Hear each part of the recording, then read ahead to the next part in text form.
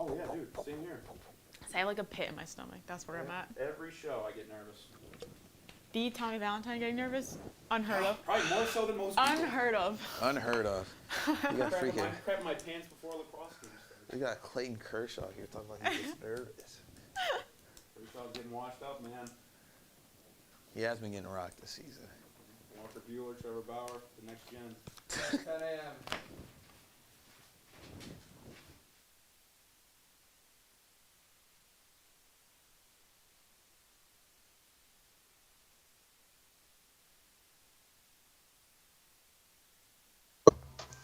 Breaking, just hours ago from Buckingham Palace, Prince Philip has died at the age of 99.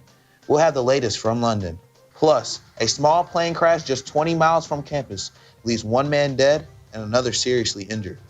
And as 6 women's basketball players enter the transfer portal this week, we asked SBU's athletic director, Tim Kinney, what this means for the team's head coach and the future of the team. My confidence in Jesse is that he understands it. And when we sit, he knows the boxes he's got to check this year.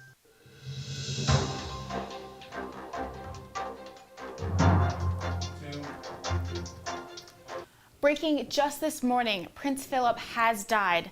Buckingham Palace released a statement saying, in part, it is with deep sorrow that Her Majesty the Queen has announced the death of her beloved husband, His Royal Highness the Prince Philip, Duke of Edinburgh. He was the longest-serving consort of any British monarch, spending 65 years supporting the Queen. Prince Philip was 99. Good morning, I'm Grace Foley. And I'm Jaron Holmes. A developing story coming out of Great Valley this week. One person dead, another seriously injured after a plane crash Wednesday at Great Valley Airport. As you see on your screens, we were at the scene shortly after the crash. Thursday, the victim was identified as 80-year-old William H. Mandelaire. Another victim was taken to a Buffalo area hospital with serious injuries. The investigation is ongoing. We want you to follow our social media platforms for updates.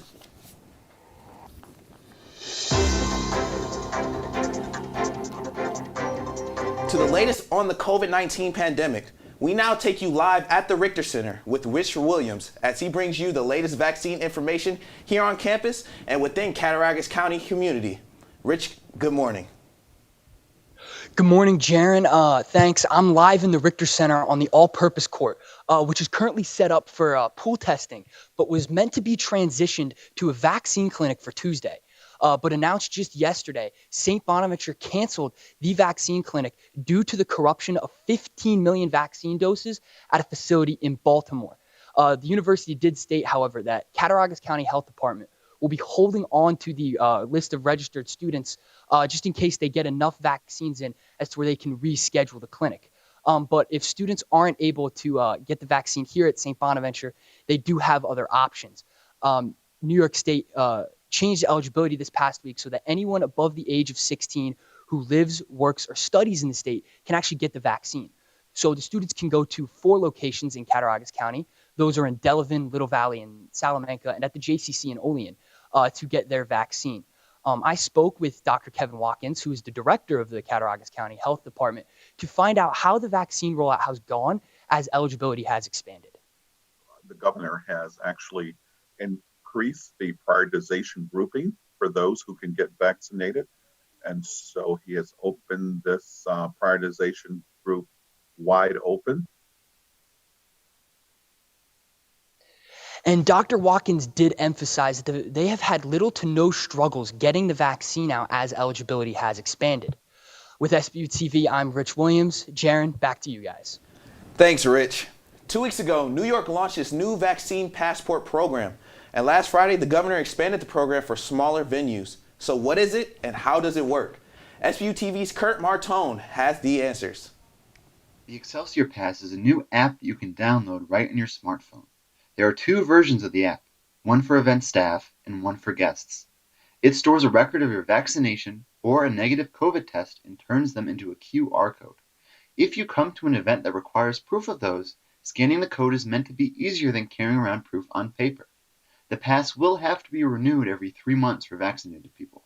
The app will be available for download on both platforms, on Google and Apple platforms, for people to download to their smartphones. I spoke with venues across the state to figure out what this means for them.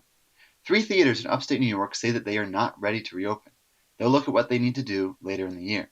The Buffalo Sabres do have 3 games on sale for April, and they are allowing guests to use the Excelsior Pass. Yankee Stadium has also enacted similar policies. Right now, the app exists on an opt-in basis and only works at events that have the partner app to scan the code. Martone, and I'm standing just outside the Richter Center where next month graduation will be held. Now this new Excelsior app is designed exactly for that, for large events. Now this app is not without its controversy. According to WENY, Pennsylvania lawmakers have implemented a resolution to stop it from being implemented in their state, and the app just doesn't work for some. It's impossible. I've been vaccinated now for over a month, and I don't have a pass. Now others have had similar problems, and some older smartphones cannot download the app, but passes can be printed out from NewYork.gov. And while major questions still loom about what the future holds for the app, Governor Cuomo says that the Excelsior Pass heralds the next step in his thoughtful and science-based reopening. With Sbu-Tv, I'm Kurt Martone. Time now for weekly COVID numbers. Here in Cattaraugus County, active cases to over 150. Total cases since the beginning of the pandemic just under 5,000, and COVID-related deaths at 92. And here on campus, checked just moments ago, active cases at 5, 80 people have recovered, bringing the total number of cases since the beginning of the pandemic to 85. 6 players from the Bonnie's women's basketball team announced they're entering their name into the transfer portal. We now take you live in studio with Tommy Valentine, who brings you all the latest information. Tommy, good morning. Thanks, Grace. The transfer portal, whether you love it or you hate it, the reality is it's unavoidable in college basketball today. And St. Bonaventure has fallen victim as well to the mass exodus of players across the country, leaving to find new homes this offseason. Last weekend, the athletics department confirmed with Sbu-Tv Sports the departure of 6 members of the women's basketball team, all with intentions to enter the transfer portal. The large number of exits led to questions this week about the job status of head coach Jesse Fleming, who's posted a meager 38-102 record in his 5 years at the helm of the program. But Bonaventure Director of Athletics Tim Kenny voicing his support for Fleming this week, while also intimating that some improvements are expected for next season. Each case is unique, so it's not I'm just leaving. This year has been tough from a mental standpoint. That's hard, and so I think that there's a combination of things going on. But from our standpoint, some we knew were going to go. My confidence in Jesse is that he understands it, and when we sit, he knows the boxes he's got to check this year, because we've got to make sure we bring this thing back to the level we want it to be. And plenty more to come on this developing story. Later on in sports, we'll take a closer look at the void left by those 6 transfers, and we'll hear from Coach Fleming as he offers some insight on the reason for the departures and details how the team looks to rebound in 2021. Back to you, Grace. Exciting news this week for the fans of the Bonnies. Following the conclusion of the NCAA men's basketball tournament, the first preseason top 25 poll released. ESPN has the Bonnies ranked 15th in their first poll, and 7 other outlets also have them ranked in the top 25. A new update this week on St. Bonaventure's search for a new president. The Board of Trustees put out a request to faculty for nominees. Those nominees are for the search committee that will begin looking for a successor in the summer. The SBU Step Team and other participating clubs will be hosting the Rep Ya Flag event on Saturday. The event is made to bring all students and staff from different backgrounds and cultures together. Aramark will be assisting with the meal creations, as there will be over 13 different meals present. The event will be following all social distancing precautions and will require an RSVP. The campus does offer like a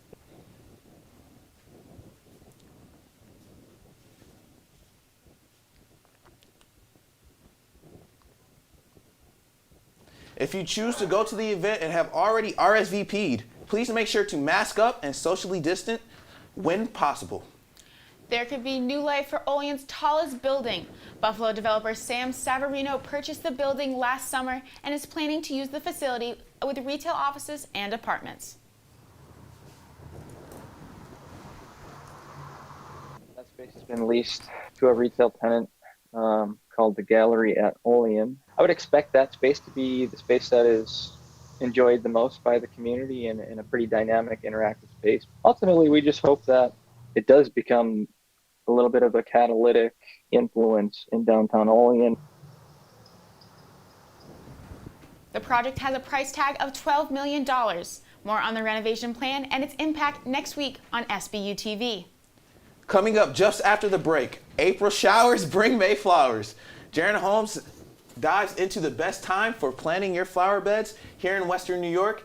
And as the Chauvin trial continues, Janice Washington speaks with a local lawyer on how the outcome of the trial may impact our local community. Hey world, I have a quick message. It's about safe driving. All right, let's go. Anytime you're driving, have the seatbelt buckled tight, both hands on the wheel and your phone out of sight. When not in your hand trying to text somebody back, because if you do, your car might get smacked. The moral of the story, just put your phone down. The people on the road will stay safe and sound. Put your phone down, put your phone down. People on the road will stay safe and sound. Yeah.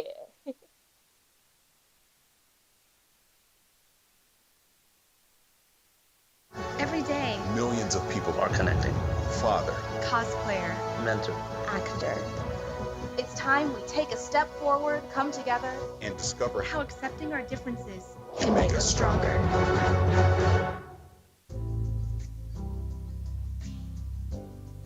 If doctors, nurses, and grocery store clerks can wear a mask for 10 or 12-hour shifts, you can wear a mask for an hour or less when you go to the store.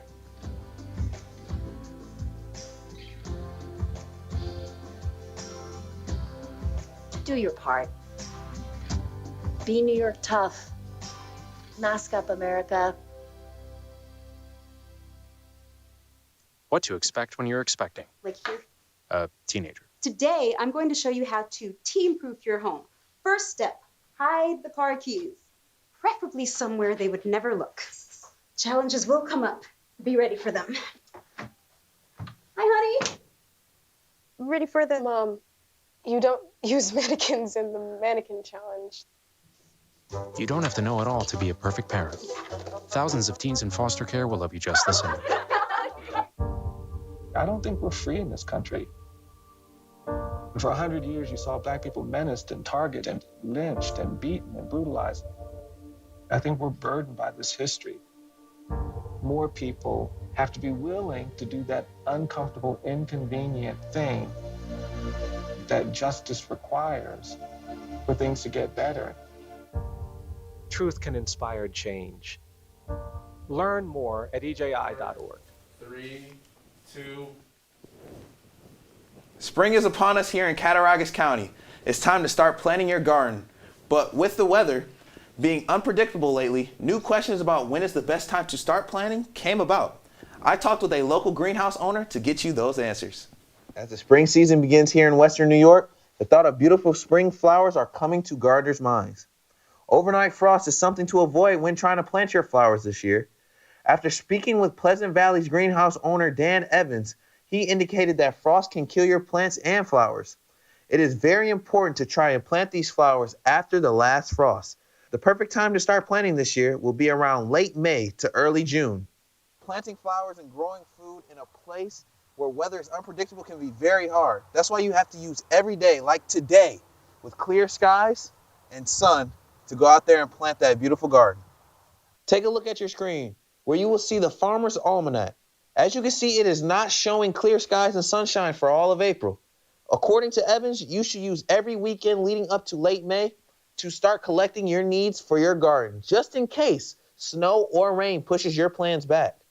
He recommends people start planting perennial flowers, especially in this area, because they come back year after year without having to replant. Perennials such as tulips and his personal favorites, daffodil bulbs. Evans says the rainiest part of the year ends towards the end of June, so fruit and vegetable plants need to be planted before then. Those tips and facts should have you well on your way to having a beautiful garden this spring. I'm Jaron Holmes with Sbu-Tv. Last week began the trial of Derek Chauvin, the officer charged with killing George Floyd. Many eyewitnesses have been testifying with their different perspectives on what happened to Floyd.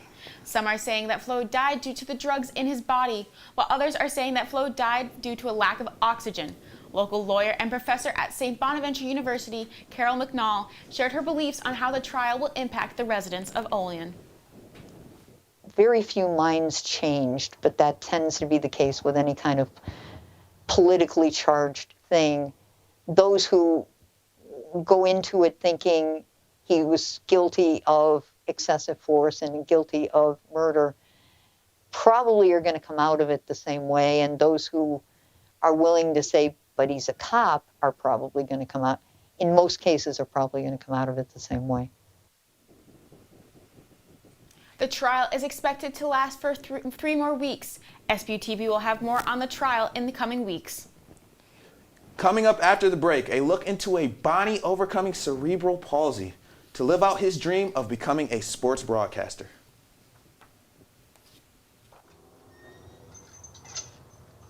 Hi. Can I get the now bar, please? No problem. $1. Have a good one. Got it. Hi, can I get a now bar, please? $1. Thanks. Hey, what's going on? Hey. Hey, let me get a now bar. Sure. $1. Appreciate you. You got it. How's it going? Can I get a now bar?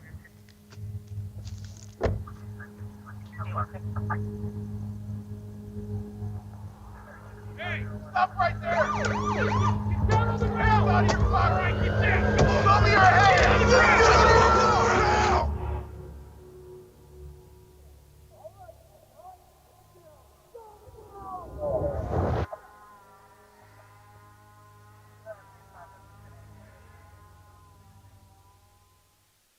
Regardless of where you are on your path to retirement, you can still take charge of your financial future today. Visit aceyourretirement.org and answer a few questions from Avo, your friendly digital retirement coach, for free tips, resources, and advice customized for your situation to help you feel confident and prepared for retirement. Retirement looks different for everyone. Make sure you're prepared for your financial future at aceyourretirement.org. I may never have met you. We don't go way back.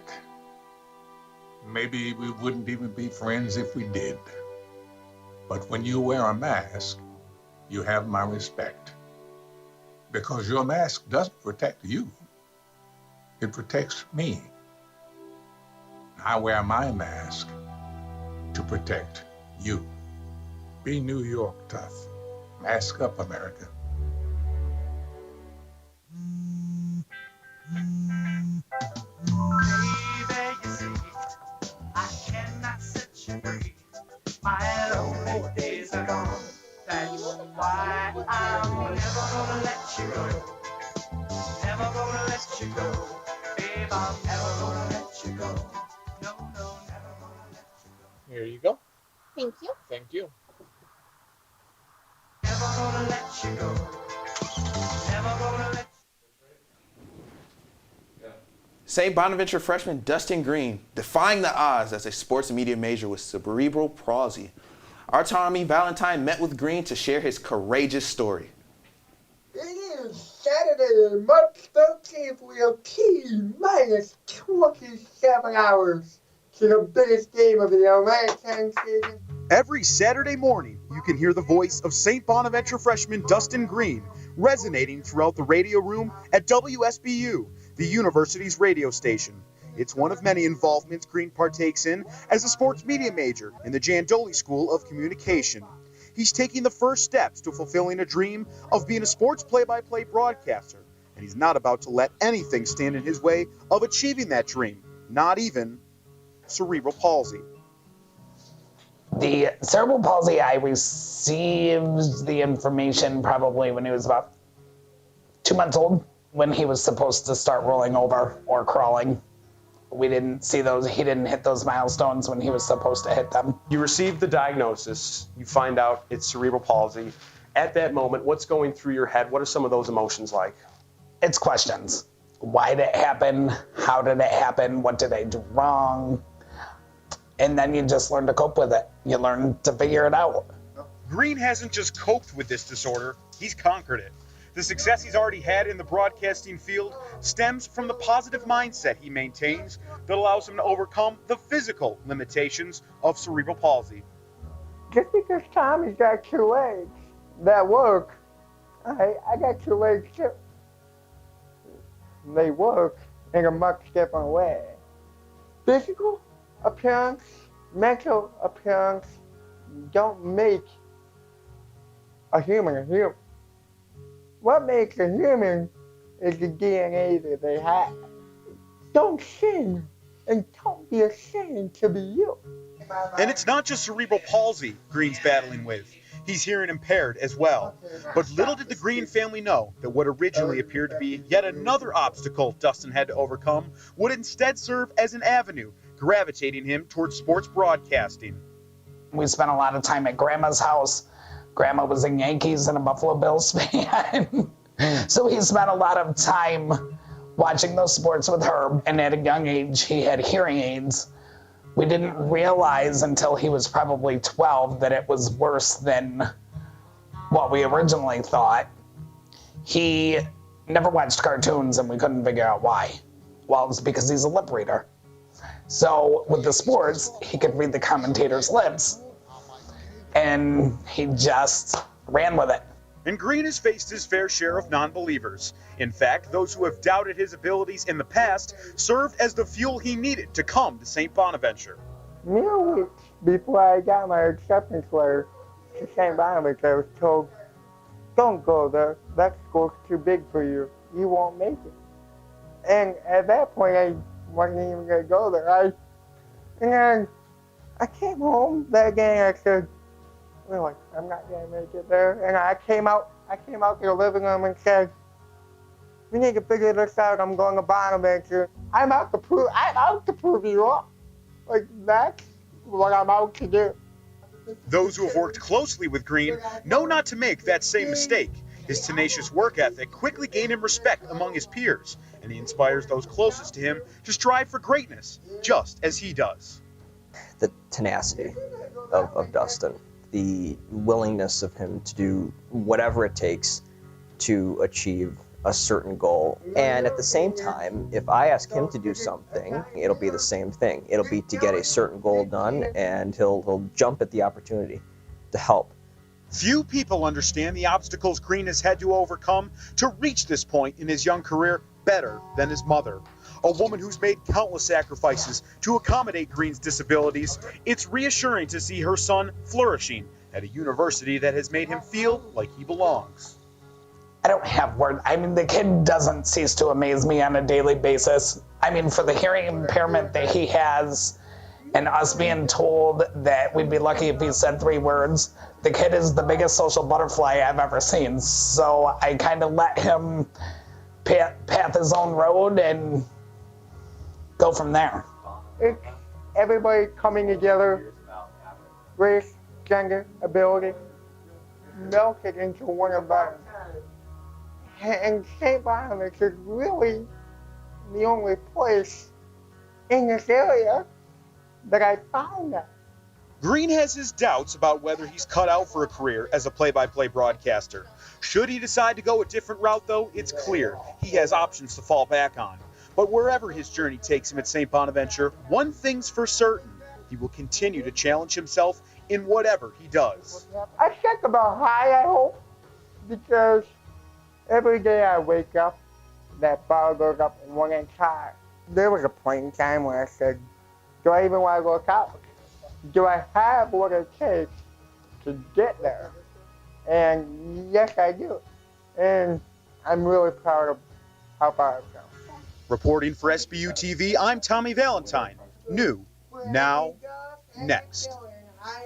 Coming up, our Tommy Valentine is in with sports. You'll have more on the major changes of the women's basketball roster. Stick around. Sbu-Tv will be right back.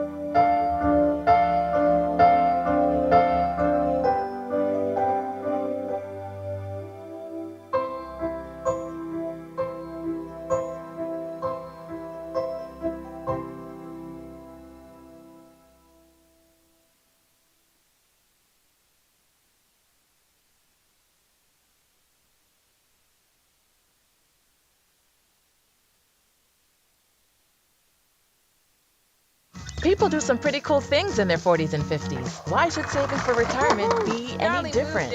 So wherever you are in your retirement savings journey, head to aceyourretirement.org and start chatting with Avo today. That's aceyourretirement.org. Before we celebrate the freedom most Americans have, we must fight for the freedom all Americans deserve. Because all lives can't matter until Black lives matter.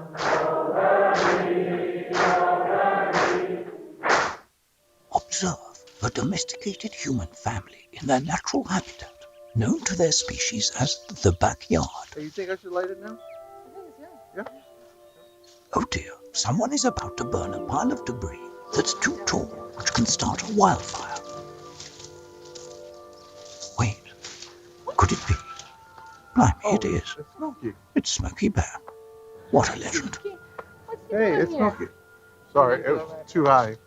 Right. Watch as he astutely ensures that there's no wind, and how he removes some of the debris to create a smaller, safer burning pile. No, you said make it bigger, baby. The bigger the better. Take note of our fearless furry friend here, humans. I appreciate it.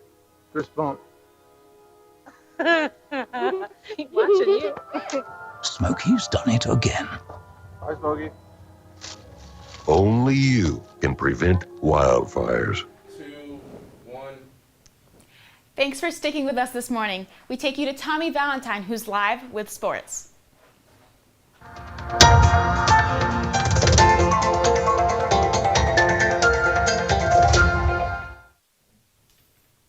Well, fresh off a 6-15 season for the St. Bonaventure women's basketball team, losing their third and fourth leading scorers to the transfer portal wasn't the start to the offseason the team was hoping for. Deja Francis and Olivia Brown were two of 6 Bonnies who entered their names into the transfer portal. Our Grace Foley met with head coach Jesse Fleming this week as he offers the reasoning behind the departures and details how the team intends to reload for next season. Last year. Journey president from 3 and she hits. 6 players from last season's Bonnie's women's basketball team announced they were entering the NCAA transfer portal. Of the players transferring, notable names include sophomore guard Olivia Brown and junior guard Deja Francis, who played important roles in recent years. Fifth-year head coach Jesse Fleming believes despite these losses, he still brings back significant pieces from last season. We have really good players in this program. Thinking we have our top 3 scorers. We're trying to look at this transfer thing as you lose some great people sometimes, but it also gives you an opportunity to sign some great players. Yet with this core and players like Brown and Francis, this team has still achieved subpar results under Fleming, resulting to a 38-102 record in 5 seasons.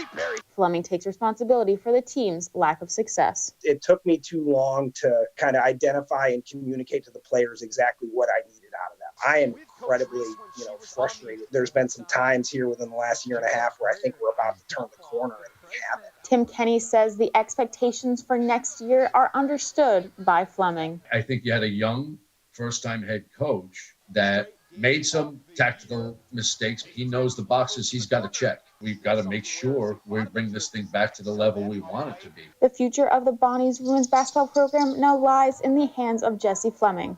For Sbu-Tv Sports, I'm Grace Foley. New, now, next.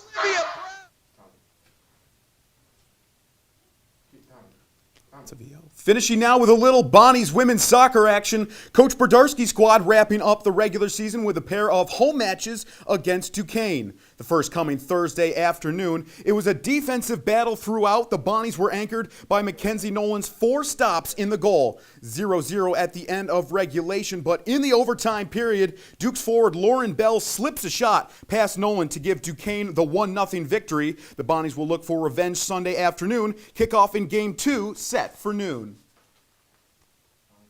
Taking it back to 2019, the Bonnies' inaugural season, it's been a season of firsts for the St. Bonaventure men's lacrosse team. Their first ever conference victory last Friday against Manhattan inspired this week's Sbu-Tv Sports Trivia question.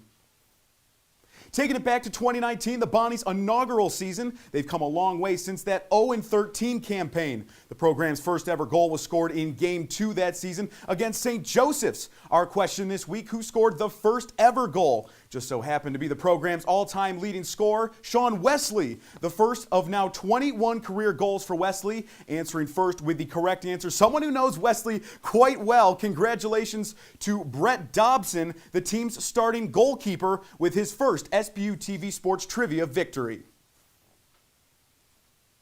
Clearly, Dobson as good with trivia as he is in the cage. Sbu-Tv Sports Trivia will return on Tuesday, and enjoy a packed few days of Bonnie's athletics, baseball, lacrosse, soccer, the whole slate headed your way this weekend. Grace, Jaron, I know you guys will be watching. Back over to you. And before we say goodbye, make sure to follow us on our social media platforms to stay up to date on COVID numbers in your community. What a show. We want to thank you for joining us here today. I'm Jaron Holmes. And I'm Grace Foley.